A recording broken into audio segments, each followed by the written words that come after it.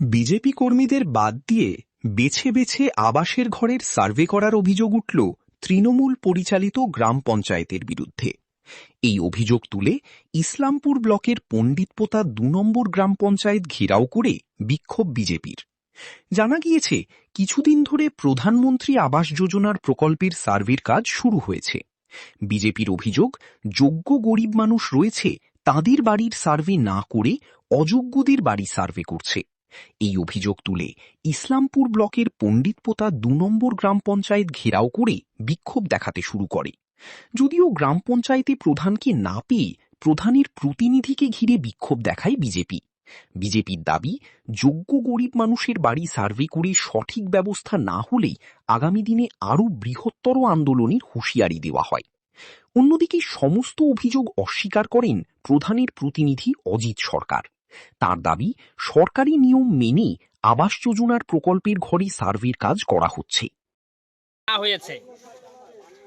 এই সমস্ত দুর্নীতির বিরুদ্ধে জনগণ ক্ষিপ্ত, জনগণ আক্রোশে ফেটে গেছে। তাই জনগণের কথায় জনগণ বারবার কমপ্লেন করছে। প্রতিদিন আমার বাড়ি আসছে, এজ এ মন্ডল প্রেসিডেন্ট হিসাবে আমি তাই ওনাদের সাথে এসছে আজকে পঞ্চায়েতে প্রধানের সাথে, প্রতিনিধির সাথে কথা বলতে।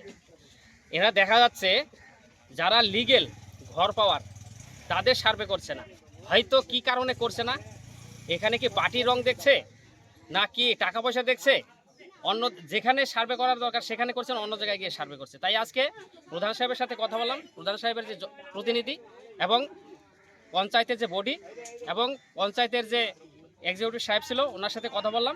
ওনারা আশ্বাস দিল যে ঠিক আছে, এরপরে আর এরকম হবে না। আর যারা লিগেল তাদের সার্ভে আমরা দেখে আরও 15 দিন সময় বাড়িয়েছে সরকার, তাই আমরা এই 15 দিনে সব কমপ্লিট করে দেব। বললাম, আপনি যে একটা অভিযোগ করছেন যে বেছে বেছে সার্ভে করা হচ্ছে, মানে এই বেছে বেছের মধ্যে যে রঙের কথাটা বললেন, যাদের হয়নি, যারা আছেন তারা কি কোনো রাজনৈতিক দলের সাথে যুক্ত রয়েছে?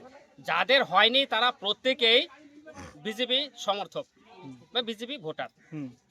এর কারণে হয়নি নাকি আমি বুঝতেই পারছি না কারণটা। এর জন্য আজকে আমরা এখানে দলবদ্ধভাবে এসেছি। পঞ্চায়েতকে ঘেরাও করেছিলেন? হ্যাঁ, পঞ্চায়েত ঘেরাও করেছিলাম, প্রধান সাহেবকে ঘেরাও করেছিলাম। উনি আশ্বাস দিল যে ঠিক আছে, আমি দেখছি ব্যাপারটা, এরকম আর ভবিষ্যতে হবে না। এরপরে যদি এই ধরনের কাজ হয়, এরপরে যদি আবার এরকম কোনো কাজ হয় তাহলে আমরা পঞ্চায়েত তালা মেরে দেব। আমাদের অভিযোগ, আমরা যে সার্ভে করে আমাদের সে টাকা দেওয়ার কথা, ওইগুলা নিয়ে আবার 2000 করে টাকা নিচ্ছে ঘরের কারণে। তার জন্য আমরা ঘেরাও করছিলাম এখানে এসে, আমরা কিছু পাচ্ছি না। সরকারি করি সে বিজেপি করে দেখে, সরকার আমাদেরকে দেখছে না। মানে বিজেপি করেন বলে আপনাদের সার্ভে হচ্ছে না? আসছে না, বিজেপি করে দেখে আমাদেরকে সার্ভে হচ্ছে না।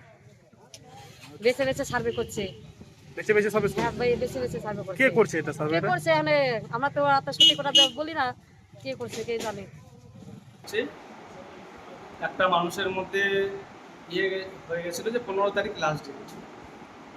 এবার এখানে যারা এসেছিলেন সবাই বেনিফিশিয়ারি না, অনেকেরই হয়ে গেছে। তার মধ্যে থেকে 2-4 জন এসেছিলেন যে তাদের ঘরটা হয়নি, তাদের ঘরটা করার জন্য, ঘেরাও না, তারা বলতে এসেছিলেন যে তাদের ঘরটা যাতে করা হয়। এখন আমরা প্রতিশ্রুতি দিলাম যে যত তাদের সঙ্গে ঘরটা করার। এক তো আমাদের, আপনারা জানেন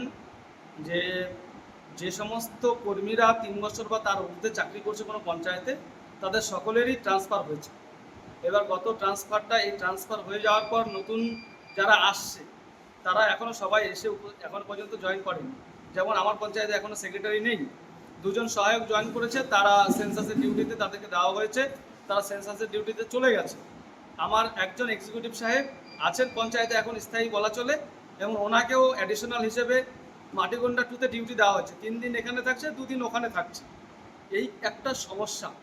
আপনারা জানেন যে পঞ্চায়েত মন্ত্রীও বলেছে যে প্রতিটা পঞ্চায়েতে স্টাফ শর্টেজ রয়েছে, যার জন্যই সমস্ত সার্ভে এখনো হয়ে ওঠেনি। অল্প কিছু বাকি আছে, আমাদের 90% উপর সার্ভে হয়ে গেছে। বলছি, যারা বিজেপি করে, যারা বিজেপি সমর্থক, তাদের নাম আপনারা সার্ভে করে নাম কাটিয়ে দিয়েছেন, অভিযোগ? না, এরকম কোনো যে অভিযোগটা করা হয়েছে সম্পূর্ণরূপে মিথ্যা অভিযোগ। এ ধরনের কোনো ঘটনা ঘটেনি, কারণ এটা তো নতুন সার্ভে শুরু হয়েছে মাত্র। কে এলিজিবল কে ইনএলিজিবল পরবর্তীকালে যখন সুপার চেকিং হবে বা স্ক্রুটিনি হবে সেটা দেখা হবে। এখন জাস্ট সার্ভে হচ্ছে, এখন কি করে নাম কাটানো যাবে? এটা তো মিথ্যা অভিযোগ।